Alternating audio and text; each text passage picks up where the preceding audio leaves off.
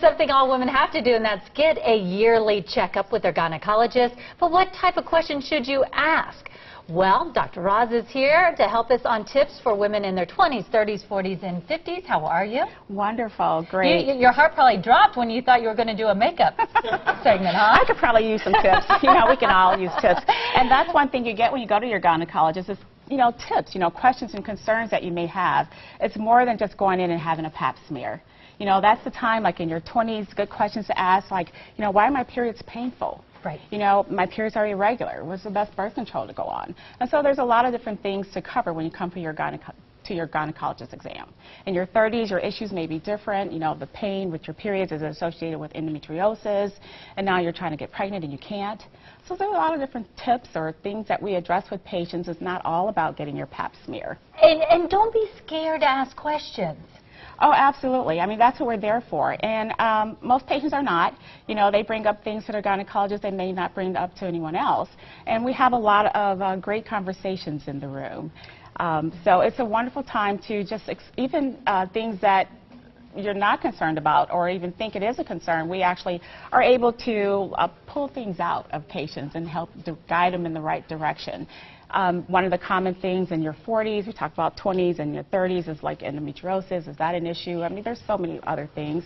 In your 40s, maybe you're done having your children, or your periods are crazy. What can I do about that? And so there's things that, a lot of things to address. In your 50s, what if it's incontinence problems? I have a leaky bladder. How do I fix that? Can I fix that? Is a hysterectomy the only option for me? So there's so many areas to explore. And I know kids are at home today, but don't be scared to talk about intimate questions with your gynecologist, too. Oh, absolutely, absolutely. Whether those questions are, I have pain with intercourse, right, or I don't want to have intercourse. What can I do about that? Are there hormone levels that need to be checked that's causing a problem that is affecting my relations with your partner? So there's so many things to discuss. Something I know my friends and I have discussed is the annual pap smear test isn't annual anymore, so do you really have to go to the gynecologist every year? Oh, absolutely. There's so much confusion now. It is very confusing, and so the annual pap smear is not the same as the annual pelvic exam. That's the real, and I'm glad you brought that up. So the pap smear, you don't really need to start having those until you're age 21. But the annual examination, because we do a little bit more than just collect the pap smear, and that is only for cervical cancer screening. That's all the pap smear is. But the other issues that go along, those are the times to address those as well. And I think we have a little leaderboard with all the different questions. There you go for in your 20s. About your pap smear and forms of birth control. Then in your 30s, if you want to take over.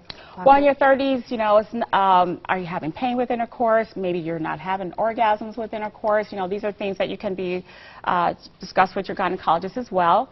And there's a lot of different reasons that can lead to that. It could be something structural, or it could be disease processes. Again, I say endometriosis is a very common thing, and it's kind of devastating for some patients.